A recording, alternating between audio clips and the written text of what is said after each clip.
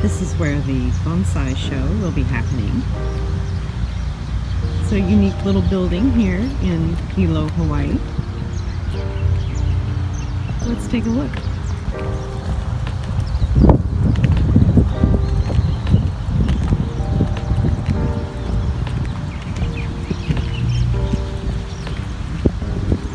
We can drive up there and around this way also. This area right here is where we're going to be doing the demonstration. I have to show you this fantastic lava fountain sculpture that they have made. So, and there is water in there, yes, and then it goes up, up, up, up, past the second floor. That's the top, and there is the actual ceiling. You can see it. Let's zoom in because there's some water reflection right here. So there we are. Hello.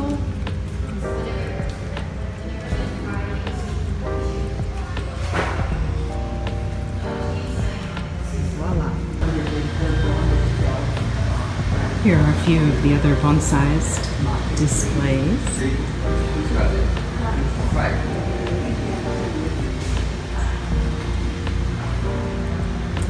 We also have some ikebana and a few rock sculptures too. I'm not sure if everybody has made it yet, but we'll do a quick walkabout.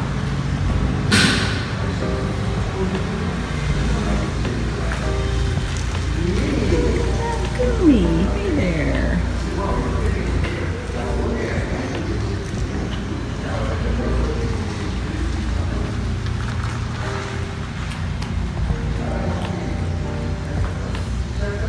Nice rock. Oh boy. Here's some little baby things.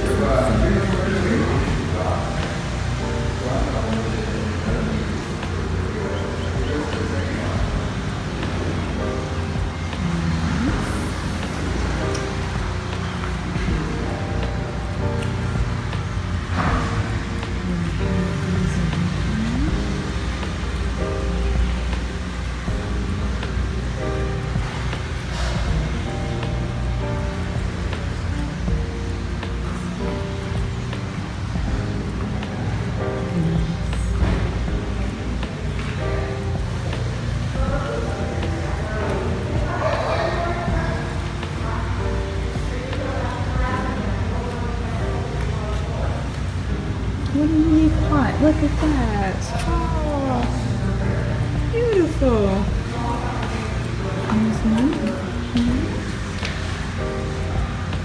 And we have some of the ikebana here. Look at that. Mixing it up a bit.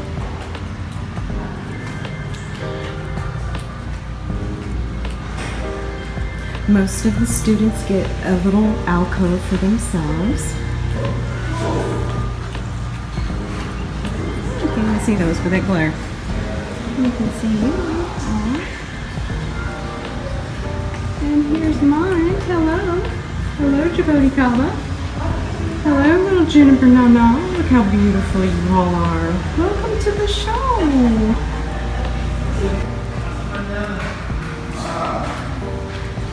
Here's another one of mine.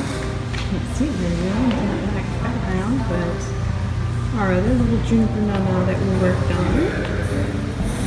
There she is.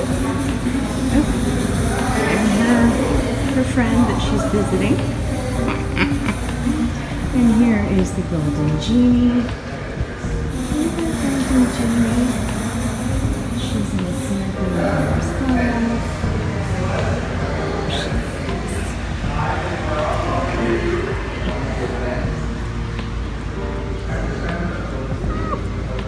Stonehenge.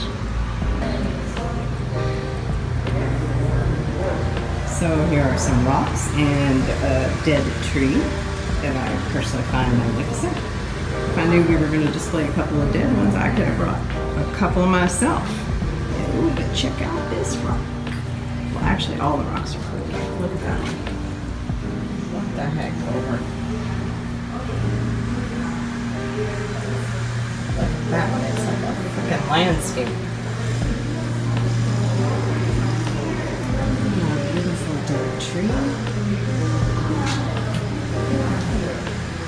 Some beautiful rocks. Very nice. Okay, we're gonna start. First of all, thank you very much for coming to our show. If you've been to our show in the past, you recognize the dynamic duo of Stacey Oliver and Jon Morashita. Uno over there. And in the past, Stacey has made beautiful bonsai arrangements. This is going to do one for you today. So I'll leave it to you. So I just want to introduce, my name is Stacey Oliver, my compadre, Jon Morashita. Today we are doing a forest planting, and it has been a ride so far. First of all, though, I just want to say this lei was a gift from Mel. His wife made this, and I am like in awe. I feel like a princess, a mermaid princess wearing it. Just absolutely beautiful. And I didn't get one. So last night we were planning on making a 5-tree planting on a concrete slab that had like prefab rocks already mounted on it. Thought that might be something kind of neat to do. It has been sitting at my house on a flat surface for quite a while, and I went to scoot it last night to put it in the car, and 2 of the edges broke right off. So we've revamped. We're doing a totally different forest. We're doing the same type of trees, but instead of 5, we're doing 7. We're going to put some rocks in there. We have chosen, John, thank God, a beautiful clay pot for us to use. 3 bowls. And that's a forest dish, isn't it? Yes, it can be used as a forest or a single slant, or oval pots are ideal because you can do so many different styles with it.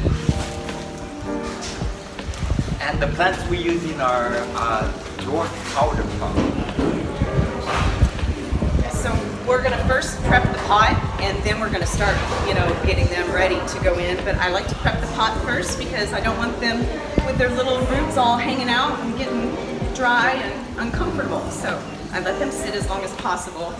So I'm going to cover those holes with these little pieces, I don't know, I think of hook rugs. Because you can get it at Ben Franklin's, you know what I speak of. So those go right over, and you can wire them in if you wish. I usually do not. They usually stay well in place. I'm using a 1/4 inch, sorry, 1/4 inch rock there. I'm shaking a bit because I'm nervous. So these plants are going to have a flower that's going to have this pink and white flower that grows really prolific on these plants. So I'm just doing a coat on the bottom of that rock.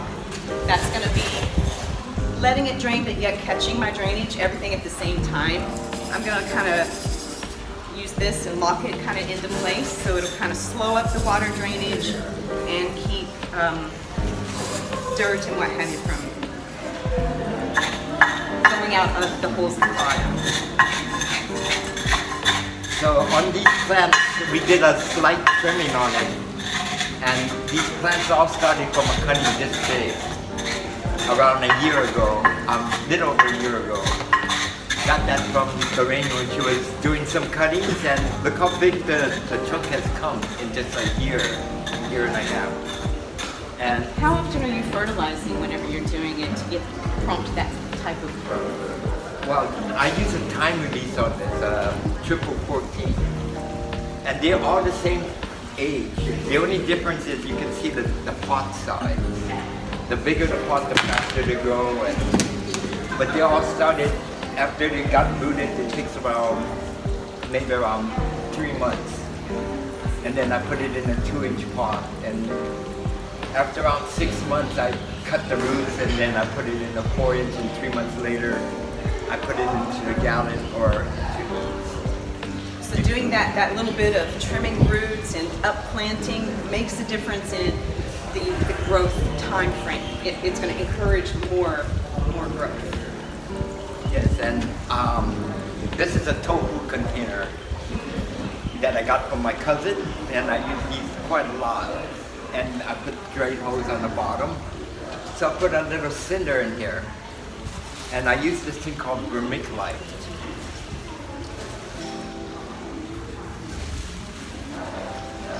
So what's nice to do is to harvest from your own plants to get new plants. So that's what we're going to show you right now, is what to do whenever you harvest from yours to make new ones. It's good to have a little bit of girth, you know, at the bottom here. Woody is lovely, better.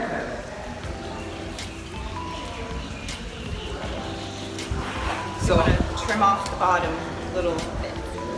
I usually put it up to the lip and then I compress it.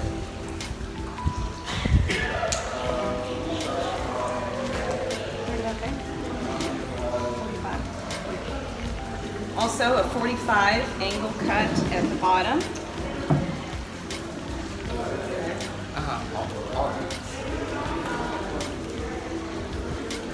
So the time of the year, it makes a difference when you take your cuttings.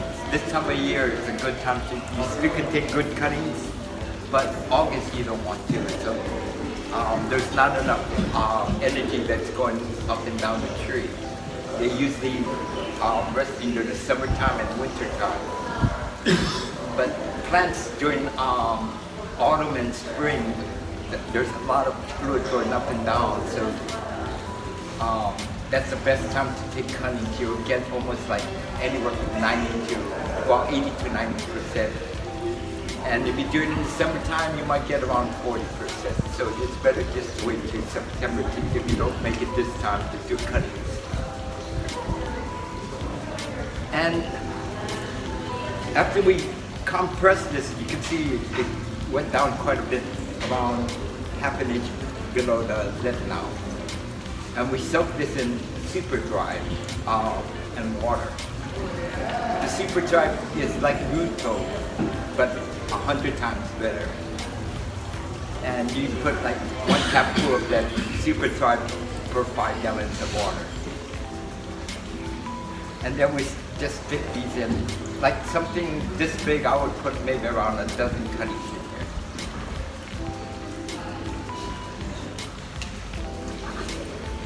That was a mistake cut. And I put the bigger ones in the middle and the small ones on the side.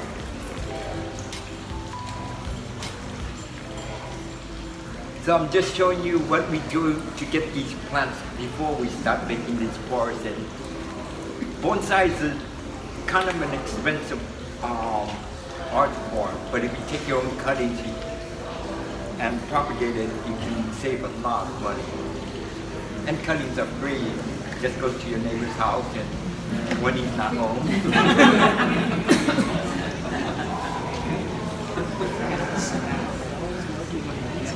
Yeah, my neighbors wondered how come this tree's not growing. All right. So I love rocks. I'm a big rock person, so I've harvested many rocks about. So I have like, you know, these lava rocks that look like bits of ribbon.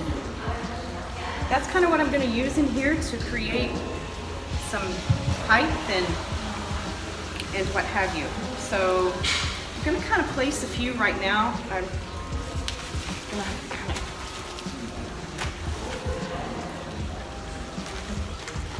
And what we're doing is not really bonsai. Bonsai is a Japanese style. We're doing the Propagation, which is a more Chinese style.